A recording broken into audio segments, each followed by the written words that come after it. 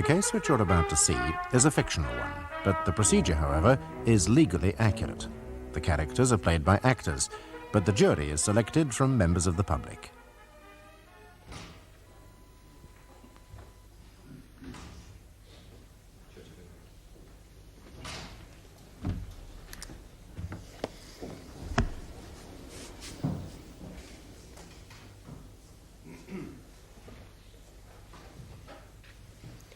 I swear by Almighty God that the evidence I shall give shall be the truth, the whole truth, and nothing but the truth.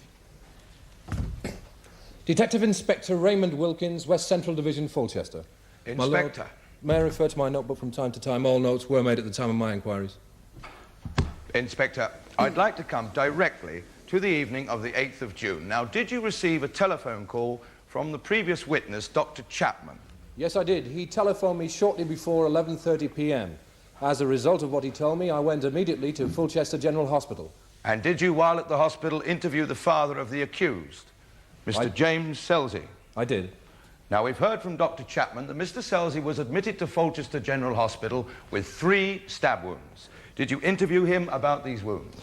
I did. I talked to him for nearly 45 minutes. He was extremely reluctant to make a formal statement, but eventually agreed. My lord, that statement has been produced. Exhibit 5. Yes. Do you intend calling this James Selsey as a witness? Yes, my lord, I do. Very well, proceed. You were telling the court that Mr. Selsey was extremely reluctant to make a formal statement. Yes, kept saying he didn't want the police involved. Well, did he explain why he didn't want the police involved? My lord, in view of the fact that Mr. Selsey is not on trial and that my learned friend has indicated that he intends to call him as a witness, I submit that this line of questioning should be directed at Mr. Selsey and not at the detective inspector. Yes, I'm inclined to agree, Mr. Hurst. I'm obliged to your lordship. Having eventually obtained a statement from Mr. Selsey, what was your next course of action? I went to his home, number 14 Ridge Avenue, Fulchester, and interviewed the entire family. Well, as my lord and the jury have not had the privilege of meeting the Selsey family, perhaps you'd tell the court to whom you spoke. His wife and 2 daughters. And were they cooperative? No, sir, they were extremely uncooperative. Subsequently, all 3 accompanied me to Fulchester West Central and eventually made formal statements. I then cautioned James Selsey. The accused? Yes, I cautioned her and told her that she would be charged with wounding James Selsey, her father, with intent to cause bodily harm. She replied, "Why don't you leave us alone? This is a family matter." She was then formally cautioned and charged, and she remained silent after being charged. Thank you, Inspector. No further questions. Detective Inspector Wilkins, you were advised that Mr. Selsey had been stabbed by Dr. Chapman. No, sir. Dr. Chapman didn't stab him. His daughter did. That's what I meant. It's not what you said, Mr. Hurst. Perhaps I should try again, my lord. Perhaps you should. Inspector, the first information that you obtained that Mr. Selsey had been attacked came from Dr. Chapman. Yes, sir. I'd like you to describe the manner of the various members of the Selsey family that evening when you interviewed them. Mr. Selsey, for instance. Well, he was clearly in a great deal of pain and agitated. Did he inquire about other members of his family? Yes, he did. He wanted to know if they were all right. He was concerned about them, particularly Jane Selsey. He wanted me to reassure her that he was fine and that there was nothing to worry about. Hardly the reaction of an enraged parent. Mr. Hurst, I'd be obliged if you'd refrain from making comments to the jury. The officer's here to give factual evidence, not to speculate. My lord. Inspector, what was the manner of Mrs. Selsey on that evening? Efficient. It's an odd word. Will you elaborate? Well, she had everything under control by the time I arrived at the house. The blood in the kitchen had been cleaned away. The knife used to attack Mr. Selsey had been cleaned and put back in the knife drawer. Yes, she had in fact organised everything. She had in fact seriously inhibited police investigation. She was not aware of that, of course. I don't know if she was aware of the implications before I arrived. I certainly made her aware of them when I questioned her. I put it to you that she was surprised and distressed when you and your men appeared at her front door. Not initially. She became distressed when she realised that there was every likelihood of her youngest daughter being charged, and that was later at the police station. Yes, now the eldest daughter, Paula, what was her demeanour at this time? Calm, sensible. She appeared more aware of the implications than any of the others. And my client, Jane Selsey? Hysterical, very emotional, and very defiant. Hysterical. Understandable, surely, a mere 2 hours after she had accidentally stabbed her father. No further questions, Inspector? Inspector, these accidental stabbings that my learned friend refers to, There were 3 accidental stab wounds, were there not? I believe so, sir. Yes, and you also described the accused at the time as being very defiant. Now, in what way? Well, she told me that she did not care a damn what happened to her, that I could not frighten her. She was sorry for what she had done, but that I could rot in hell before she would help me drag her family's name before the public. Yes, and did you take possession of the knife that the mother and both daughters identified as the one used in the assault? Yes, it has already been produced. Yes, could the witness be shown Exhibit 7, please?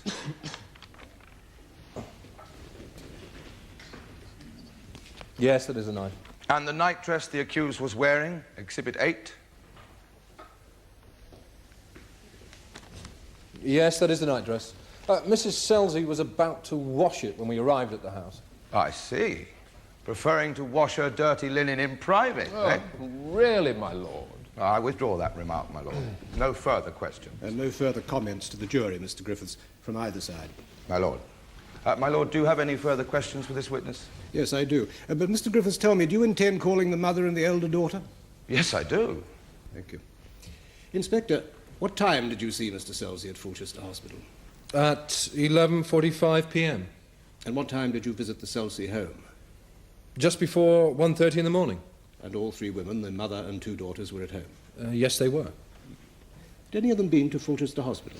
No, my lord. They had summoned an ambulance at 11:14 p.m. Apparently they were waiting at home for news from the hospital. Waiting at home? Yes, my lord. All right, thank you, Inspector. You may go. I call Mr. James Selsey.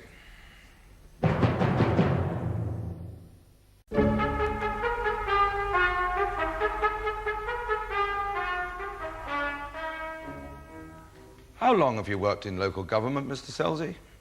Just over 17 years.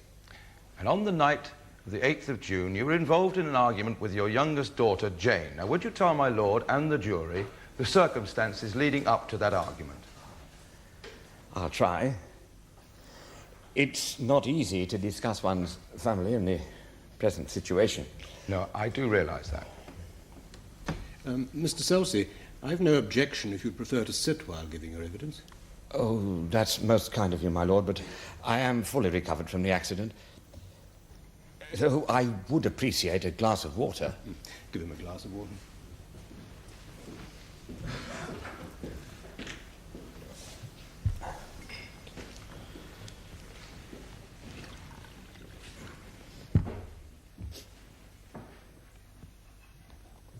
In your own time, Mr. Selsey.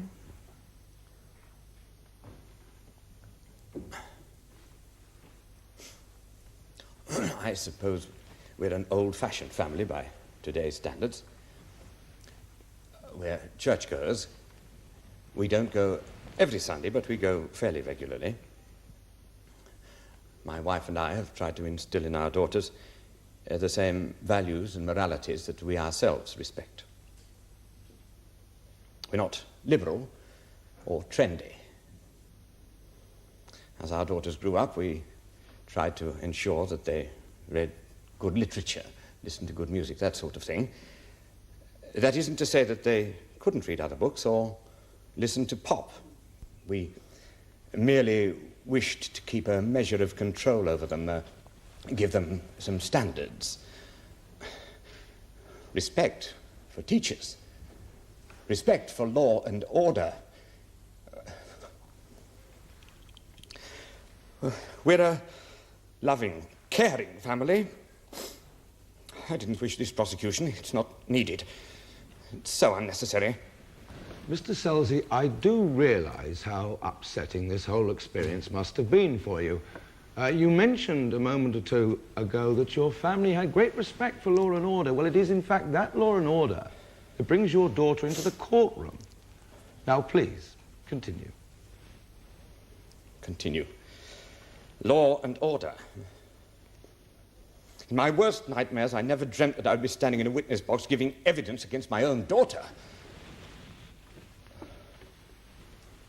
What shall I tell you? During the month or so prior to the accident, Jane had been coming home rather late. The odd half hour here, the odd hour there. Probably most parents wouldn't have worried. Most parents wouldn't have made a fuss. Perhaps we're over-anxious.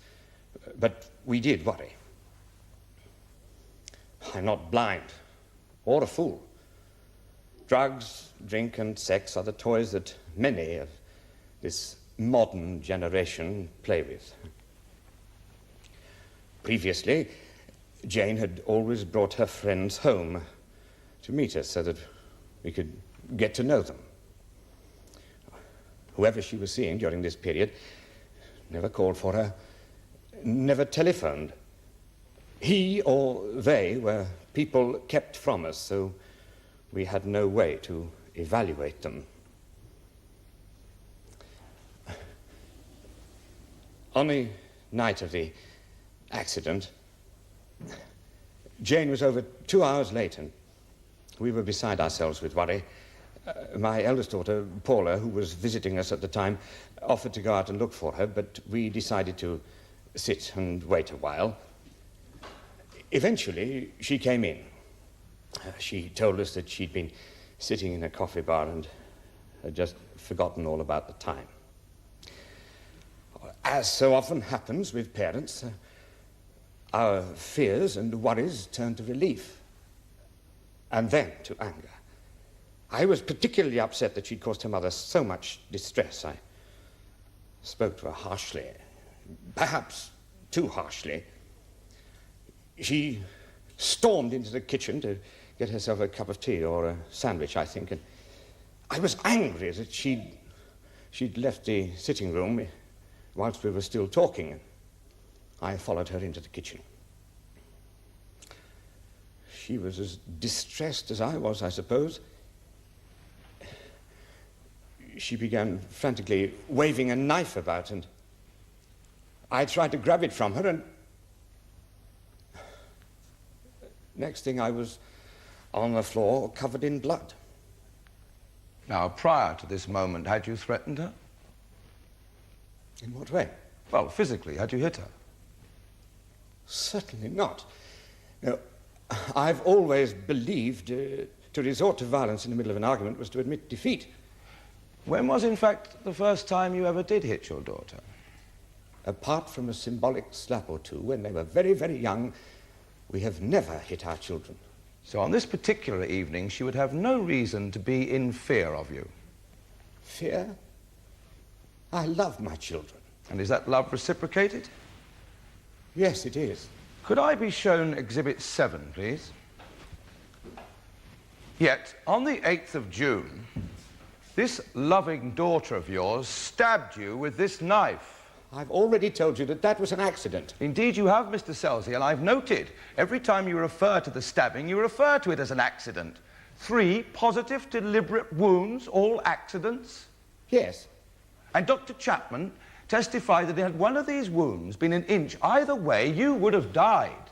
Doubtless an accidental death. Yes, of course. You don't seriously believe that my daughter would have deliberately injured me, do you? That, Mr. Selsey, is a question for the jury to determine. Now tell me, how was she dressed? In her nightdress. Well, how was that? I beg your pardon? Well, you've just told this court of the confrontation, this family conference when Jane eventually arrived home late. Had she been to some coffee bar in a nightdress? No, of course not. No, she came in the back way and went upstairs and got dressed ready for bed, and then she came downstairs to get herself a snack. That was the first time that we knew that she'd actually come home. Are you shielding your daughter, Mr. Selsey? That attack she made on you was quite deliberate. Out of anger, frustration, pique, call it what you will. She resented your criticism of her faultlessness. She objected to your questions, rebelled against your parental discipline, and deliberately stabbed you 3 times. If you knew my daughter Jane as well as I do, you'd know that that was utter nonsense. What's happened to privacy in this country? An Englishman's home is his castle.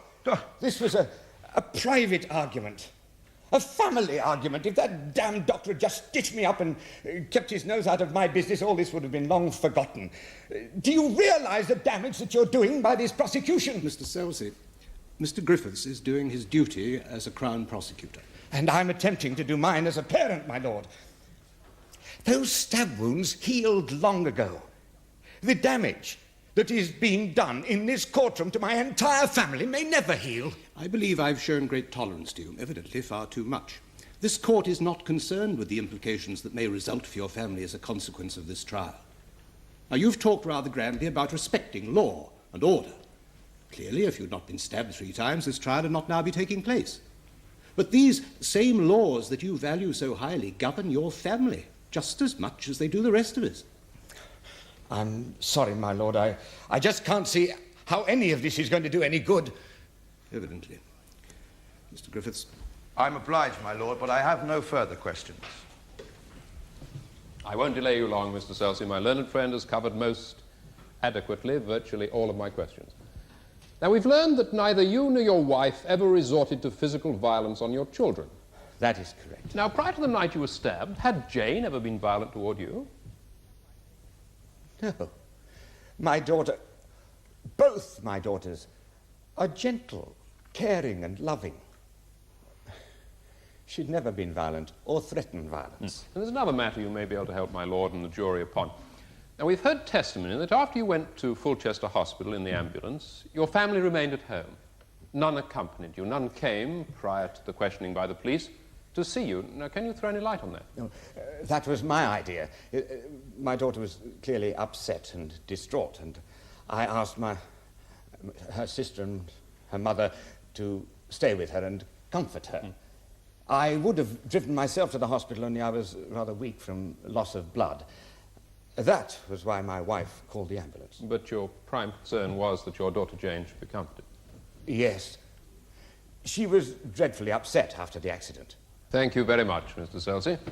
I have no further questions, my lord.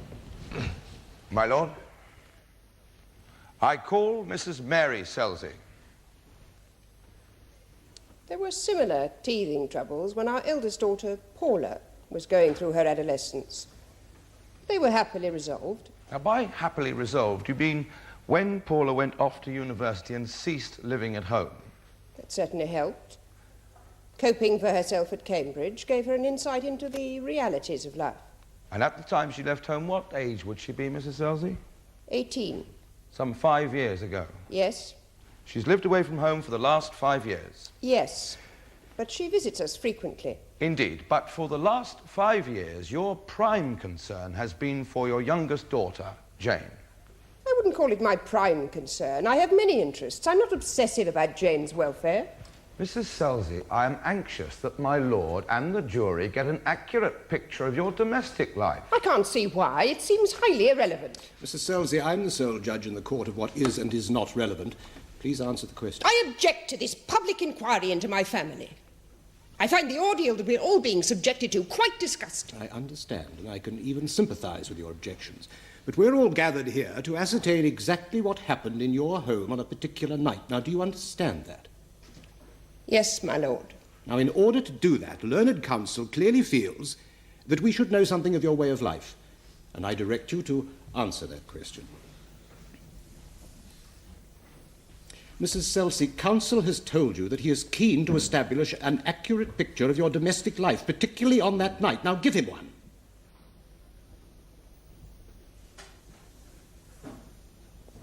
I breed dogs. I'm interested in gardening. I'm a member of the WRVS. I have coffee mornings to raise funds for Oxfam. I also read the Daily Telegraph, if that's of any help. My lord, I request permission to treat this witness as hostile. My lord, it's surely an extraordinary situation when my learned friend requests permission to treat his own witness as hostile. I feel I must object. I shall grant his request. I will not have witnesses in this or any other trial coming into the box under the delusion that they can behave and talk as they wish and mislead the jury. Now, parental loyalty is one thing, but contempt for the law is something else. Will you hear me further on this, my lord? Certainly. Clearly, both parents are distressed at the situation they find themselves in. It's no easy matter to give evidence against your own daughter. If I'd not been fully aware of those aspects, I wouldn't have allowed either of them such full rein. But there comes a point, Mr. Hurst, when justice is in danger of being subverted. And I think we've reached that point in this trial. Now, let's get on with it. I am obliged, my lord. Mrs. Selsey, after your husband was stabbed by your daughter, why did you not call the police? It wasn't a matter that concerned the police. Oh, come on now. Your husband is stabbed not once but 3 times by your youngest daughter, and you say this is not a matter for the police? Yes, I do. It was an accident. She didn't mean to hurt James, not for a moment. Mrs. Selsey, a person doesn't stab somebody in the chest accidentally. Plunge the knife in, withdraw it, plunge it in again, withdraw it, plunge it yet again, and withdraw it. I mean, we've heard a lot in this courtroom about what a loving, caring family you all are. Are these the actions I've just described of a loving daughter towards her father? I was there. You were not. She didn't intend to hurt him. They were the actions of an overexcited, distraught teenager. What about your own actions after the attack? Were they the actions of a distraught, overexcited person? What do you mean? Or did you not clean the kitchen up? Wipe the knife clean, this knife, put it back in the drawer, then sit down quite calmly as if nothing had happened? I did what seemed best at the time. I didn't know the police were going to be called in. Why all this concern because your daughter was late? We're that kind of parents. We care. An hour here, half an hour there. Surely such slight unpunctuality didn't merit your reaction. It is not uncommon for teenagers to come home late, is it? It is in my house. What did you think she was doing? What did you think she was up to? What do you mean? Well, did you think she was sleeping with boys? That's a disgusting suggestion. Had your husband accused her of sleeping with boys? Or being on the pill? I will not answer such an obscene question. Mrs. Selsey, I direct you to answer the question. You can direct as much as you like. I'm not going to stand here and be insulted and humiliated by that man. Mrs. Selsey, I consider that question relevant.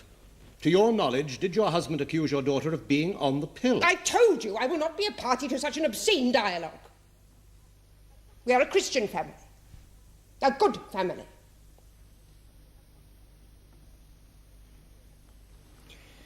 Members of the jury, there are certain matters which I wish to discuss with counsel, so I must ask you to retire to your room for a short time.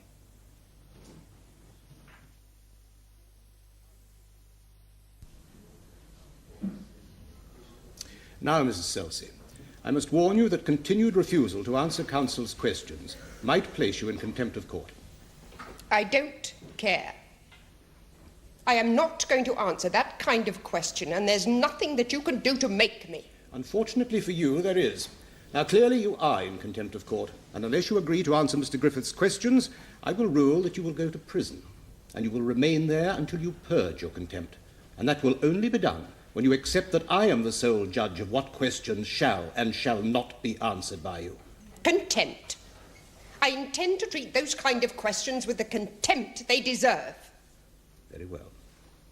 Mr. Hurst, Mr. Griffiths, the witness will be held in a secure establishment overnight and remain there until she purges her contempt. We will adjourn for the day. All stand.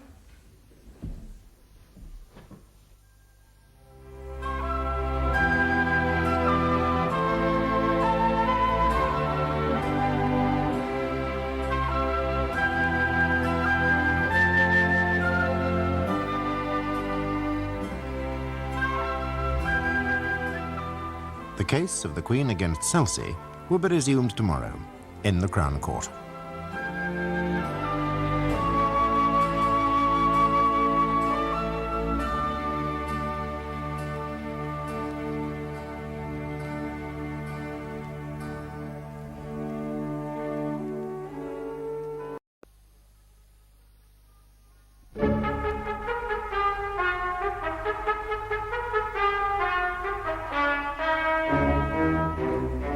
The case you're about to see is a fictional one. The procedure, however, is legally accurate. The characters are played by actors, but the jury is selected from members of the public. Jane Selsey is accused of stabbing her father 3 times in the course of a family quarrel. Yesterday, her mother, Mrs. Selsey, was remanded in custody for contempt of court. Consequently, I'm advised that despite a night in Fulchester prison, Mrs. Selsey is continuing her refusal to answer the questions put to her late yesterday afternoon. My Lord, in view of the new instructions I've received this morning, I feel if the trial is to proceed, My next witness may render the answers I was seeking from Mrs. Selsey redundant. Who is this witness? The eldest daughter, my lord, Paula Selsey. If I might suggest we proceed without the assistance of the mother, and that I may consider it at the end of the case of the prosecution. Yes, have you any objections, Mr. Hurst, to this course of action? No, my lord. If, of course, Mrs. Selsey is at some stage recalled to the witness box, I reserve my right of cross-examination. Oh, yes, of course. Well, very well. Let us have the jury back in, and we'll continue then. Miss Selsey, I understand you've made a further statement. Yes, that's right. Now, doubtless you are aware that your mother is at present in prison for refusing certain questions yesterday afternoon. I'm very aware. That's why I changed my statement.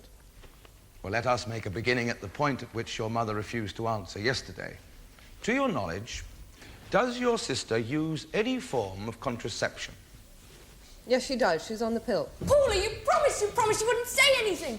Young lady, I will brook no further interference with this trial. Sorry, my lord.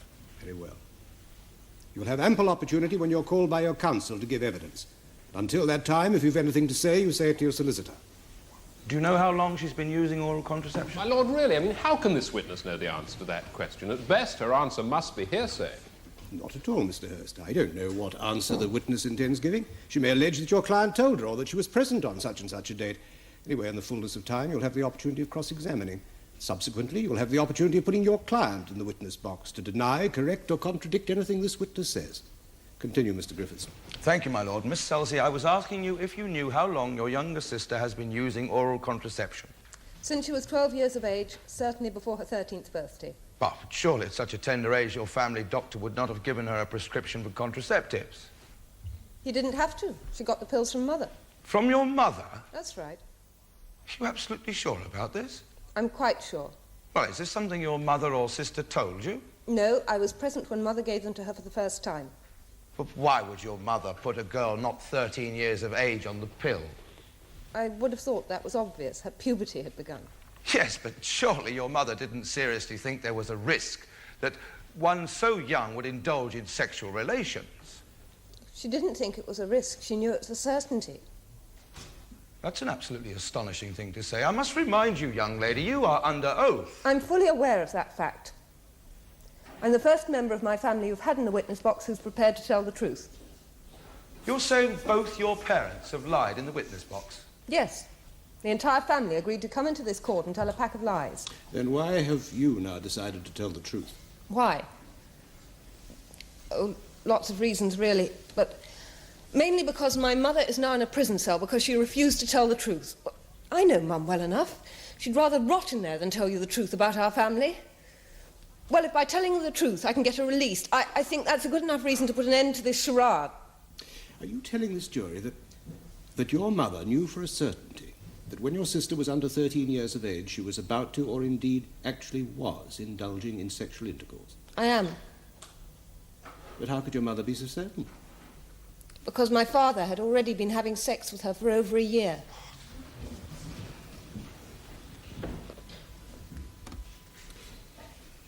You may continue, Mr. Griffiths. Thank you, my lord. Now, you are telling my lord and the jury that your father indulged in an incestuous relationship with your young sister from the time she was 12 years of age. I am. Of course, I'm referring to the first time they actually had sex. For several years prior to that, you'd been doing everything you can short of actual sexual intercourse. These are very serious allegations you're making. How can you be absolutely certain that what you're telling this court is true? I'm quite certain. I think it's about time the lies stopped, don't you? I think it's about time the Selsey family faced reality. How can you be certain what you're telling us is the truth? I mean, if, for example, your sister told you these things, they could have been merely childish fantasies. Because I was there. I was in that house. I was present when my mother first gave Jane contraceptive pills. I was there when he cuddled her, fondled her, kissed her. Damn it, I was there the first time he had sex with her. You were there? You were in the house? No, in the bed. He'd made love to me first. He'd had intercourse with you as well? Yes, that's what I said. And all this would have been prior to you going off to university? Yes, that's right. That's why my sister was being initiated to take over. Was this the first time he'd had intercourse with you? No, it was the last time. The first time? That was on my 12th birthday. I remember it very well. I got a brand new bicycle. For your birthday?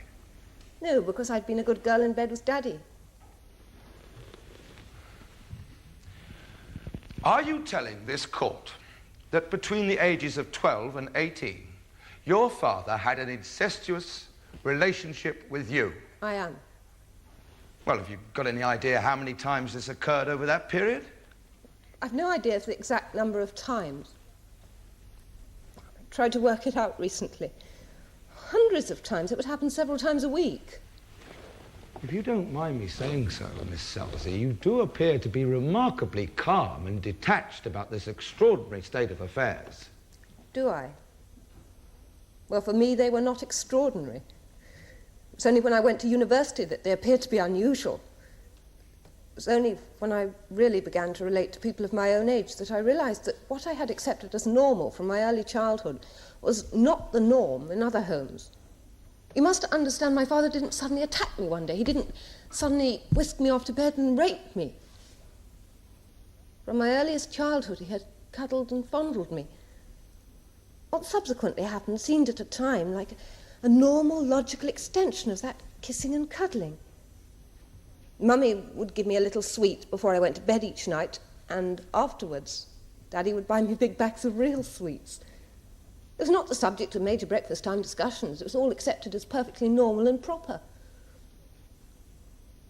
Daddy told me when I was very young, I can't remember exactly how old I was, but this was our special secret, something I must never tell anyone else about. He made me promise. I've kept that promise until now. I'm not condemning my father. I love him, but not in the way he loved me, of course, but I care for him. He didn't force me to do anything I didn't want to do. It all seemed so right. It made me feel very grown up when I was still a little girl to know that Daddy had desired me. I remember the day when I asked him if I was better in bed than Mum. And when he told me that I was and that he hardly ever slept with Mummy, I was thrilled.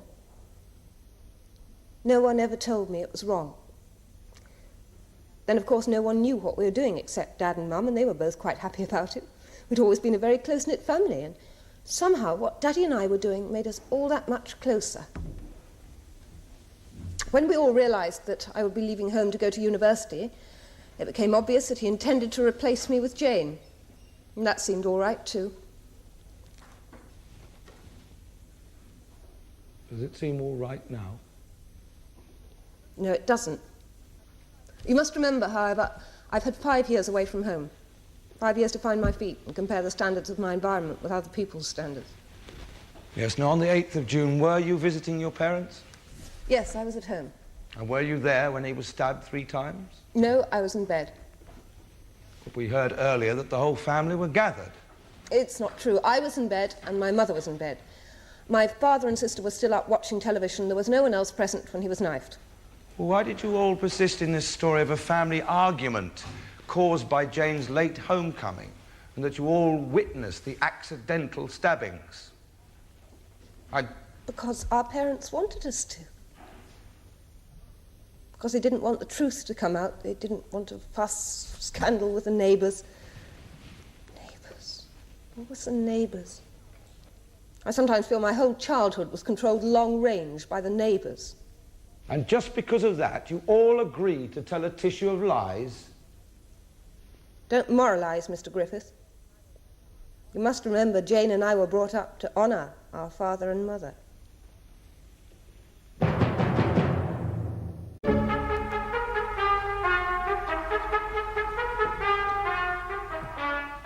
So, this first story was concocted by the entire family to protect your father. Yes, that's right. Was that why the police were not contacted after the stabbing? Yes. Mum felt sure that the hospital would get in touch with the police anyway, but at least it gave her a little time to try and calm Jane down. If the police had appeared earlier, Jane would have probably blurted the whole thing out. Yes, now by the whole thing, you mean the incestuous relationships that your father had been indulging in? Yes. She was hysterical, screaming, totally out of control. This was immediately after the stabbing? That's right. Whose idea was it to concoct the story that the police were told? My mother. She organised everything. Now, you've told my learned friend that between the ages of 12 and 18, your father regularly had sexual intercourse with you. Yes. Well, I realise this is something of an ordeal for you, but I feel I must ask you some personal questions. It's not an ordeal, Mr. Hurst. It's a relief.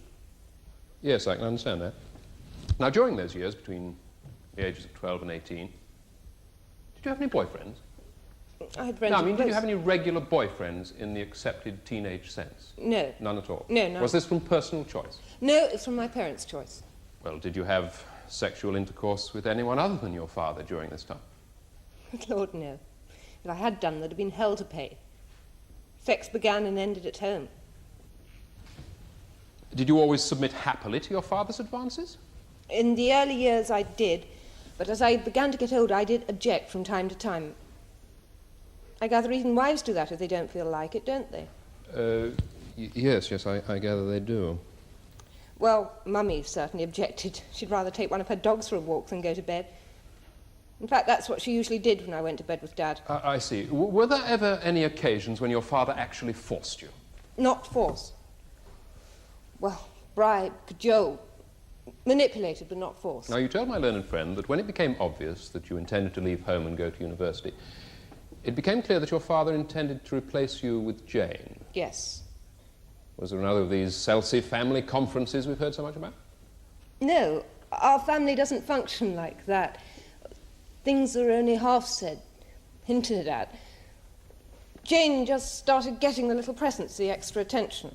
Now, you said you were present when your mother first gave Jane contraceptive pills. Yes. My mother has great difficulty in talking about things like the facts of life. She was having some trouble in convincing my sister that she should take the pill. Jane simply didn't understand the need. Mum called me in to explain. She was saying things to Jane like, it's good for you, it will help you. Jane thought it was some kind of medicine. I simply told her it was to make sure she didn't have babies. Was anything said about your father during this conversation? No, of course not. Those sort of things were never said in our home. Now, during your various visits home, after you'd begun your university course, did your father ever attempt to take you to bed again? Initially, he did. A hint or an oblique suggestion would be thrown out.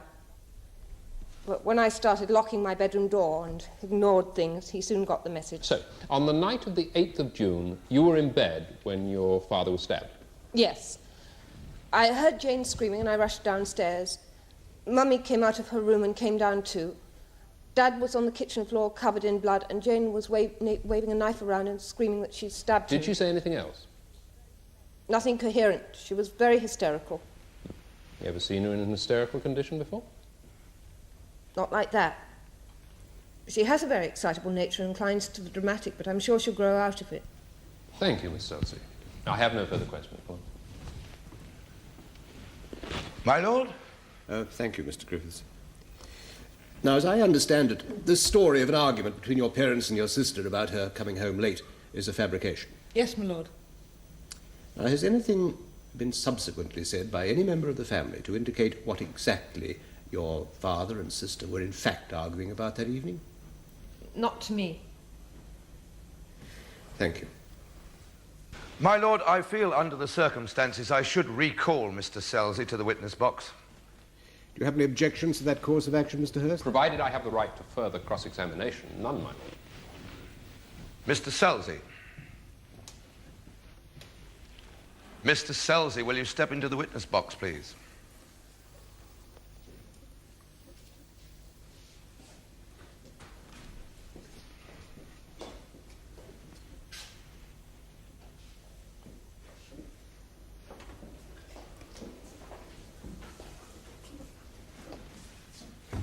I would remind you that you're still under oath, and I would advise you, Mr. Selsey, that I will not countenance any further perjury. Do you understand?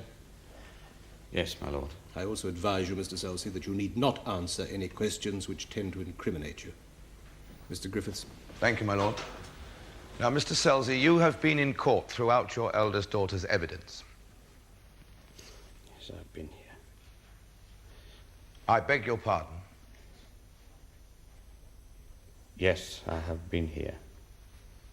And what she told my lord and the jury is the truth? Yes, it is. All of it? Yes. There is none of it which you wish to contradict? No. None of it. Mr. Selsey, you do realize what you're saying, don't you? Yes. Now, regarding the evening of the 8th of June, is it a fact that only you and the accused were present when you were stabbed? Yes. The others were in bed. What was the real reason for this argument between you and your youngest daughter?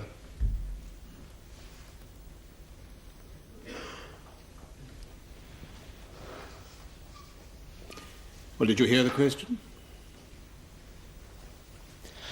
Yes, I heard it, my lord. I wanted Jane to go to bed with me. She refused. No, Daddy, please don't. Look, I warned you previously that any further disturbance would result in your being taken below. You've chosen to disregard that warning. Take her down. My lord, surely under the circumstances, the evidence that's been given, the facts that have been laid before this court, is it not understandable that my client should show some distress? Distress, yes, but not contempt. Will you hear me further on this, my lord? Certainly. Clearly perjury has been committed in this trial. I'm particularly anxious that the accused hear all the evidence. Well, yes, that is a valid point. Very well, she may remain, but I'll have no more outbursts. I am deeply obliged, my lord. Just sit quietly. You were telling the court that on the 8th of June, you wanted to go to bed with your daughter, and she refused. Now, please, continue. An argument developed. Well, did you hit her? No. Did you threaten her? No. It was just an argument. What I said previously about her getting excited and waving a knife about is true. I was worried in case she might hurt herself. I grabbed for the knife, and she accidentally stabbed me. You still insist it was an accidental stabbing? Of course it was. She wouldn't deliberately hurt me. We love each other. No further questions, my lord. You love each other. That's right. But this was no normal love of a father for his daughter, was it? It seemed normal to me. You debauched your own flesh and blood, not one of your daughters, but both of them, not a single aberration, but time and time again, year after year. You call that normal? I put it to you that on that evening, you desired this young girl's body. I've already told you.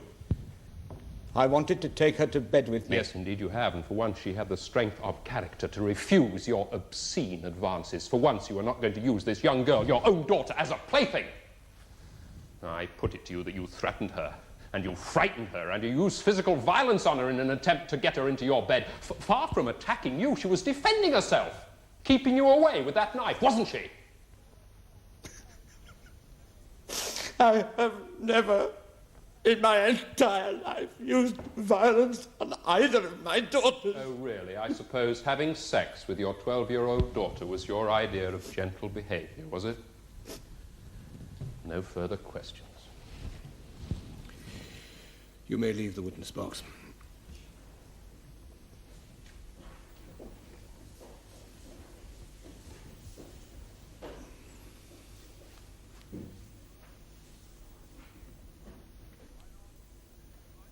My lord, in the light of the evidence we have heard today, it may now be that Mrs. Selsey may be ready to give evidence. Yes, that may be indeed the case.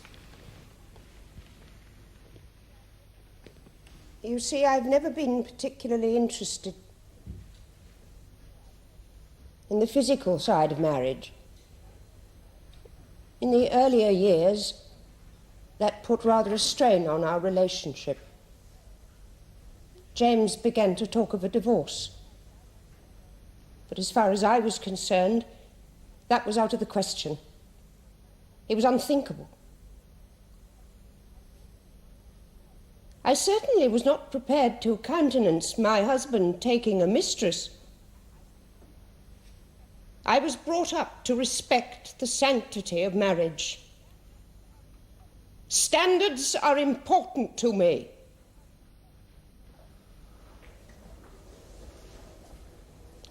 Also, there were the children to consider. I've seen what broken marriages can do to children.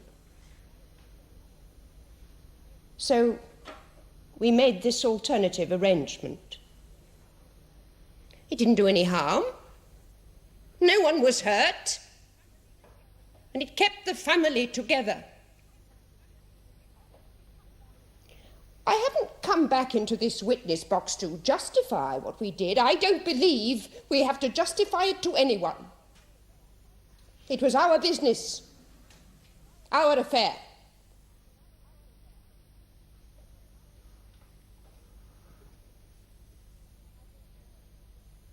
I don't know exactly what happened when James was accidentally stabbed. As Paul has already told you, we were in our bedrooms at the time. I also don't know why the family couldn't have been left alone to live our lives as we chose. Mr. Hurst? I have no further questions, my lord. That, my lord, is the case for the prosecution. Right, Mr. Hurst. What was the submission you wished? My lord, I submit there is no case for answer. I do not believe the charge of wounding with intent would have been brought by the Crown if they had been in possession of these extraordinary facts prior to the trial. Have you any observations to make, Mr. Griffiths? Thank you, my lord. Whether the Crown would have proceeded with this charge if the facts had been known as a moot point, I don't know. It's a matter for your lordship. Well, I believe the case should proceed and go to the jury. As your lordship pleases.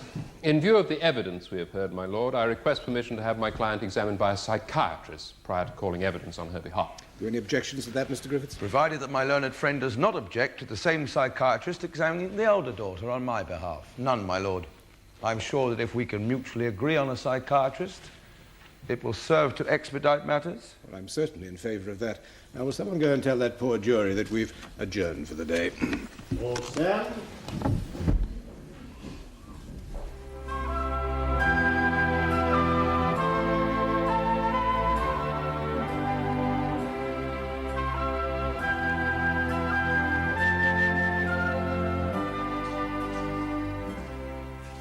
The case of the Queen against Selsey will be concluded tomorrow when the jury reaches its verdict in the Crown Court.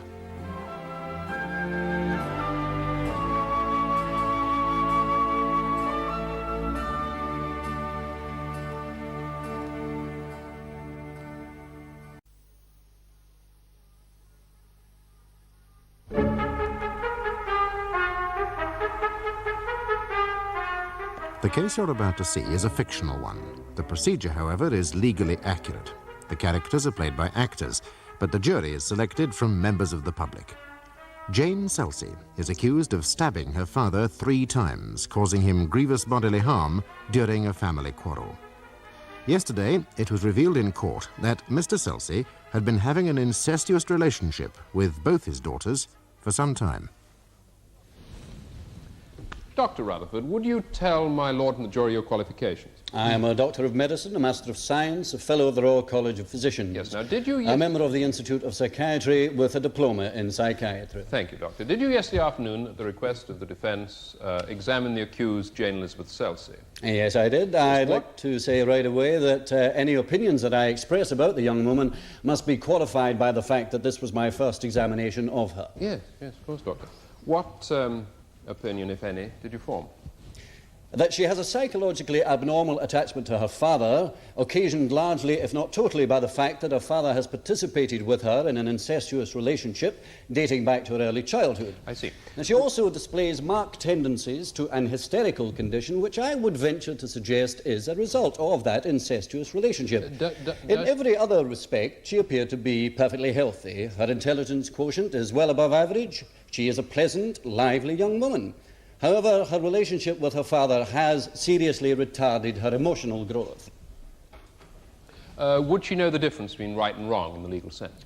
With the exception of her attitude towards the relationship with her father, most certainly. Yes. What is her attitude towards this incestuous relationship? Oh, she considers it perfectly proper and normal. Doesn't that attitude surprise you? Not at all, bearing in mind her environment.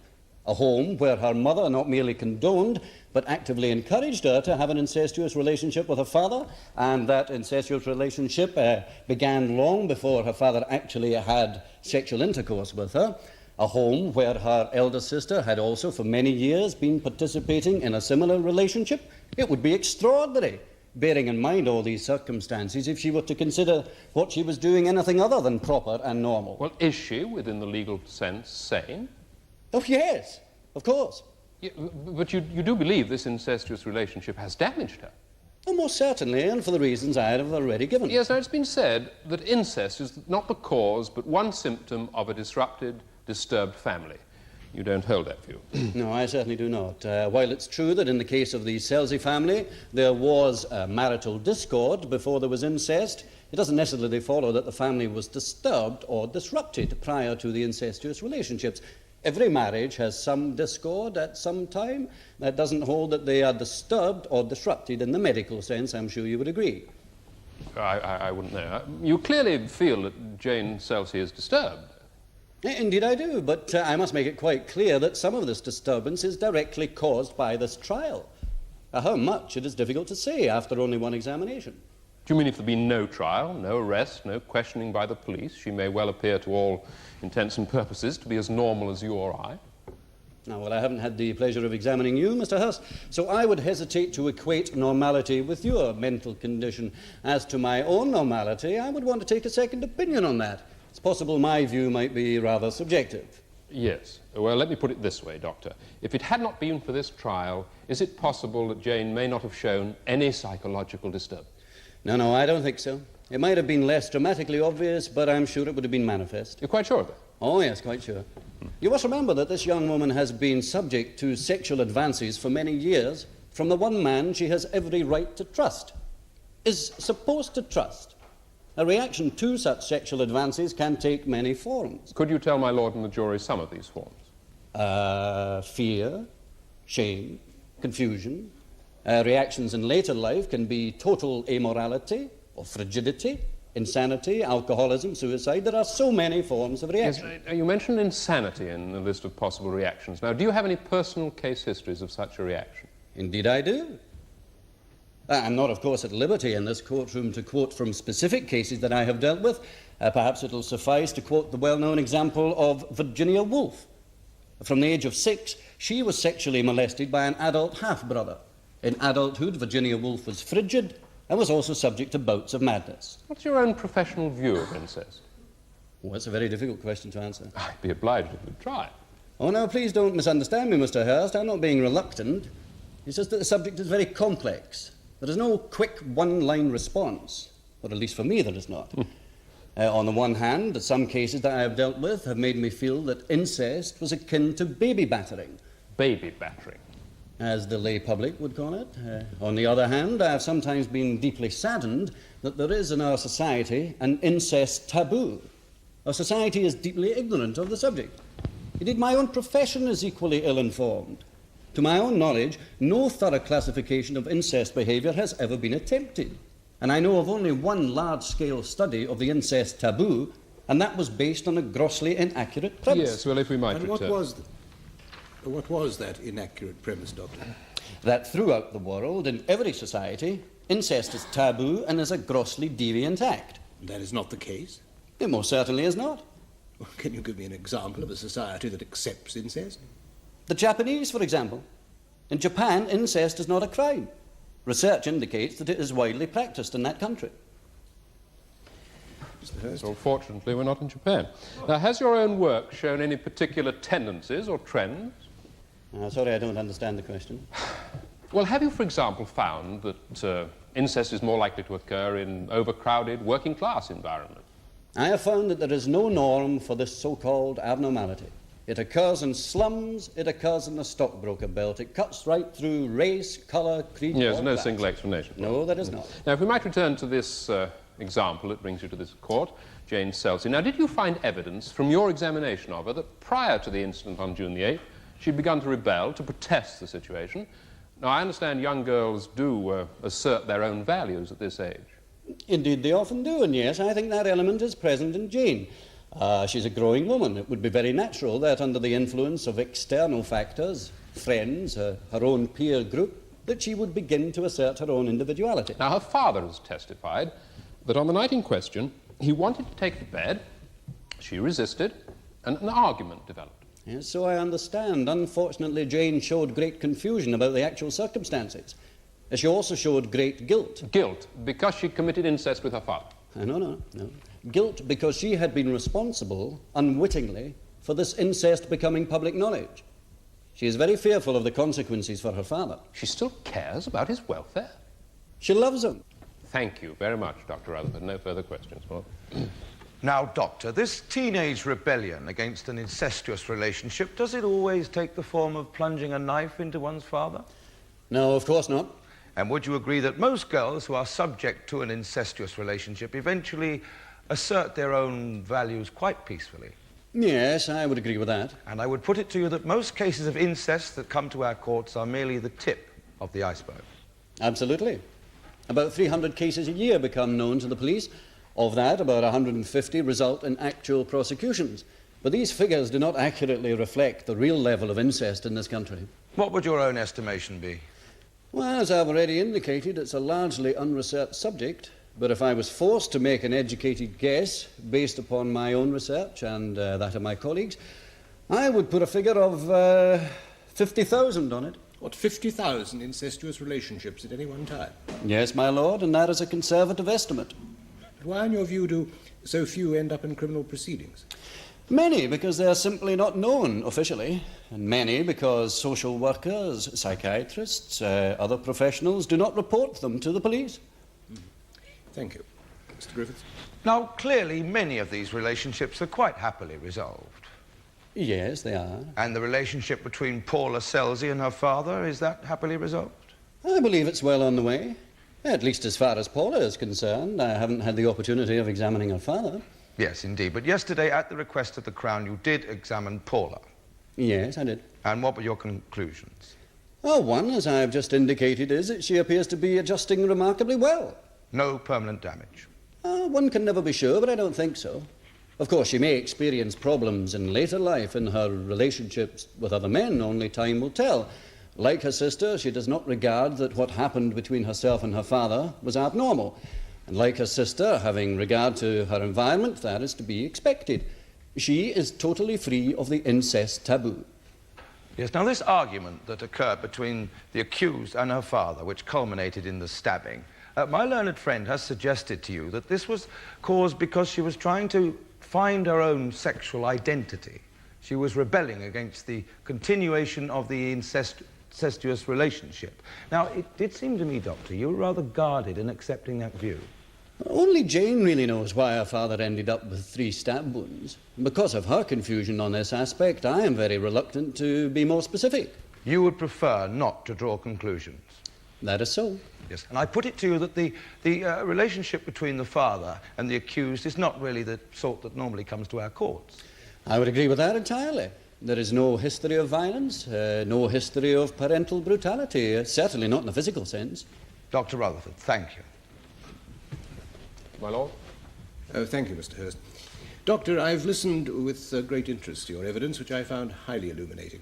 Now, you mentioned that the accused showed great confusion when discussing the actual incident which has caused it to be in the dock today. That is so, my lord. Now, would you say that confusion was caused by the fact that she couldn't tell you exactly what had happened, or that she wouldn't tell you exactly what had happened? My lord, I would very much like to know the answer to that question myself. Now,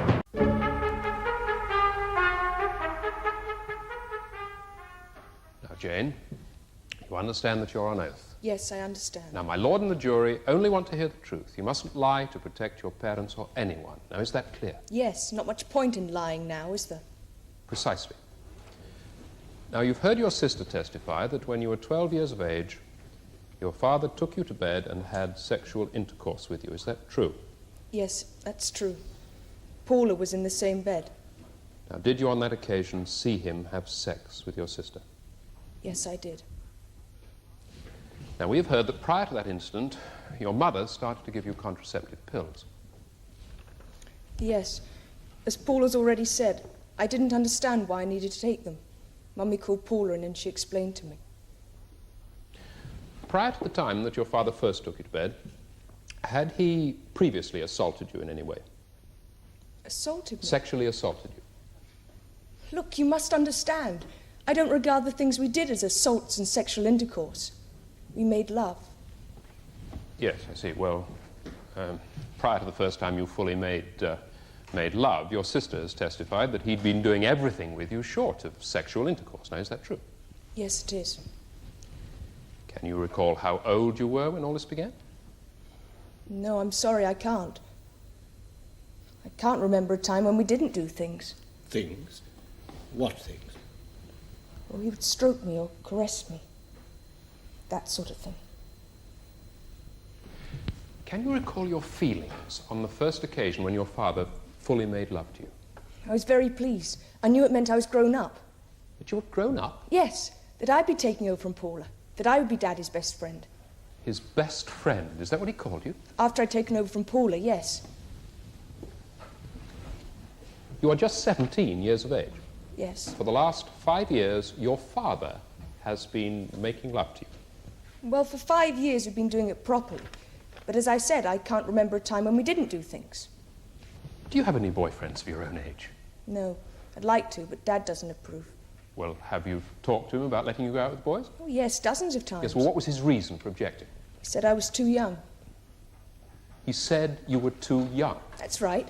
Said that young boys couldn't be trusted, that I should wait until I was older. But you are 17 years of age. That's what I told Daddy, but it didn't make any difference. Did you discuss this particular problem with your mother? Yes, I did. What was her view? Daddy was right. She said I had all my life in front of me, that I could easily ruin it by going out with the wrong boy and getting involved. I told her I didn't want to get involved, just to go to dances and things like that. Yes. Now, what did you take her to mean by getting involved? Sleeping with boys. Making love to them. Silly, really. Because I only wanted to do that with Dad anyway.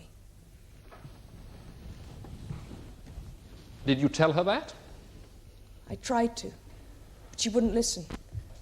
She got rather upset when I mentioned Dad and stopped me saying any more. Was your mother ever there when your father took you to bed? You mean in the room? Yes. Good Lord, no. Well, was she ever in the house? Oh, yes. She'd be busy doing something or asleep in her own room.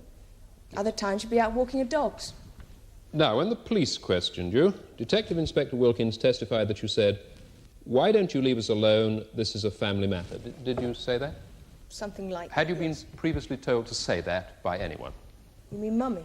Or anyone? No, whatever I said, I personally felt. But the statement that you made to the police about the argument, about coming in late and all the rest of it, that wasn't what you personally felt, was it? No. So why did you tell that story to the police? It was agreed upon before Dad Who went to the hospital. suggested it? My parents. Mainly my mother. Mainly your mother. Did your parents tell you why they wanted you to lie? Mummy kept going on about the scandal and what the neighbours Yes, would was say. she referring to the fact that your father had been stabbed or to the relationship you had with your father? Both. Mainly Dad and me. So, because of your parents, you lied to the police. Yes. You lied to the magistrate's court. Yes. To protect your father. To protect all the family. Although it didn't make any sense to me. What do you mean? Well, both Mum and Dad were so anxious that what Daddy and I do wasn't made public. But all my life they both approved of what we were doing. It confused me. Yes, I'm sure it did. So, on the night your father was stabbed, you and he were alone at the time? Yes. The others had gone to bed. We were watching television. I got into the kitchen to make some supper when Dad and I began to have an argument. Now, your father has previously testified that the argument occurred because he wanted to take you to bed and you refused. Is that right? That wasn't what started the argument. What did? Paula.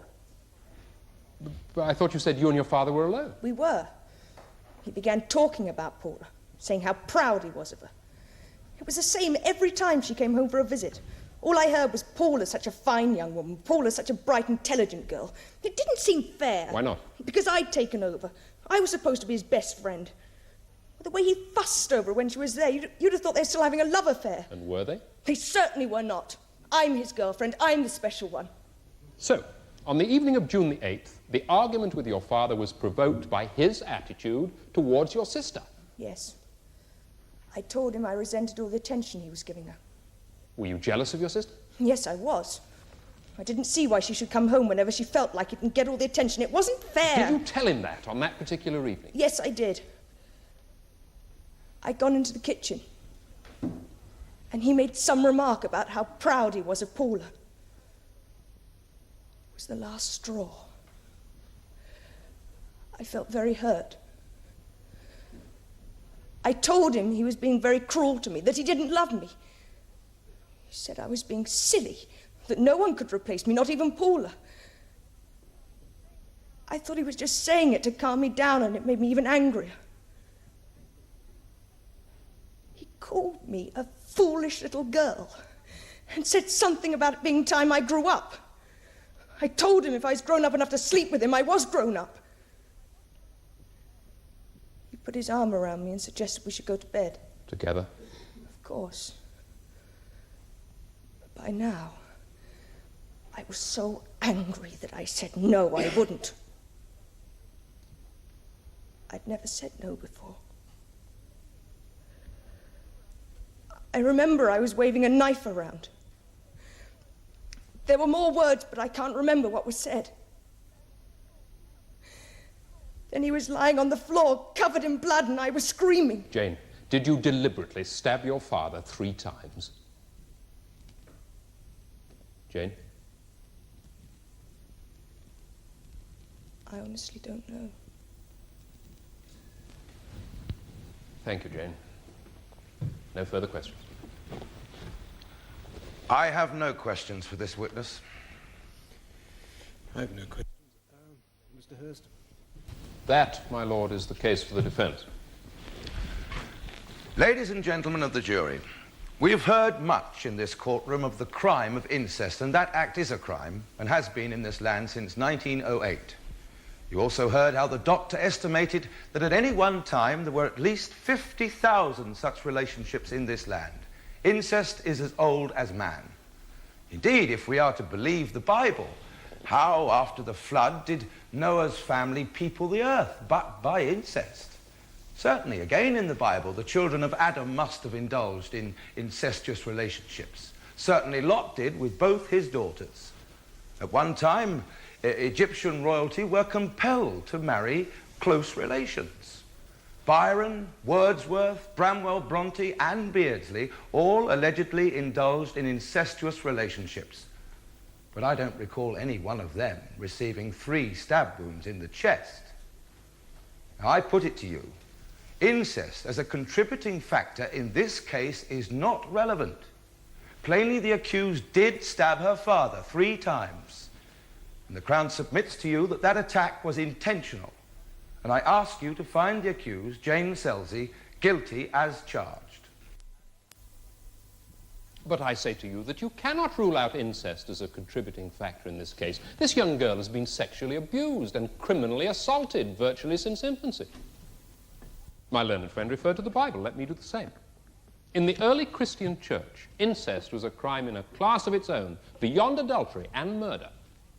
St. Paul performed the first known excommunication from the Christian church when he discovered one of the Corinthians had indulged in incest. In the Old Testament, there are clear instructions forbidding incest. My learned friend has cited literary figures who may have indulged in incest. Significantly, he did not cite Sophocles' Oedipus Rex, where the realization that they had indulged in incest caused the mother to commit suicide and the son to gouge his eyes out. Liberal bodies have argued for the abolition of incest as a crime. One of the arguments was, it's difficult in reality to harm oneself by having too much sex.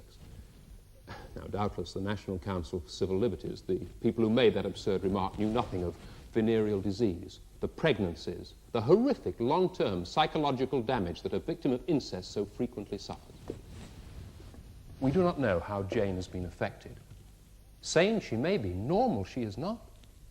How can anyone seriously argue that a young girl growing up in a household as corrupt as the Selseys ever had real choice?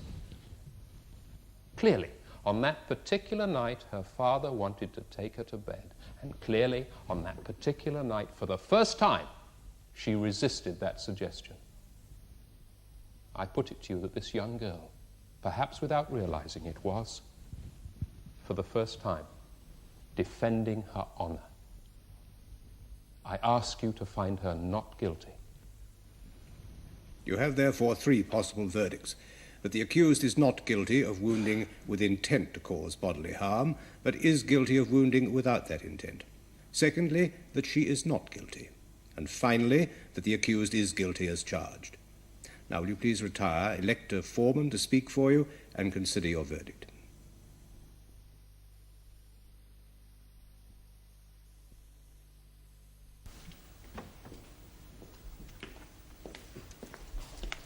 Members of the jury, will your foreman please stand? Just answer the question, yes or no. Have you reached a verdict upon which you are all agreed? Yes. Do you find the defendant, Jane Selsey, guilty or not guilty of wounding with intent to commit grievous bodily harm? Not guilty of wounding with intent, but guilty of unlawful wounding. Mr. Hurst, will you take my assurance that a speech in mitigation is not necessary? As your lordship pleases. I propose to give you a conditional discharge, Miss Selsey, but I intend to make an order so that you will receive such medical attention as is advised. Now, do you undertake to comply with that order? Yes, my lord. Very well. Conditional discharge, you may leave the court. Does that mean I'm not going to prison? Yes, you may leave the court. Inspector Wilkins, you no doubt have a duty to perform towards Mr. and Mrs. Selsey. All stand.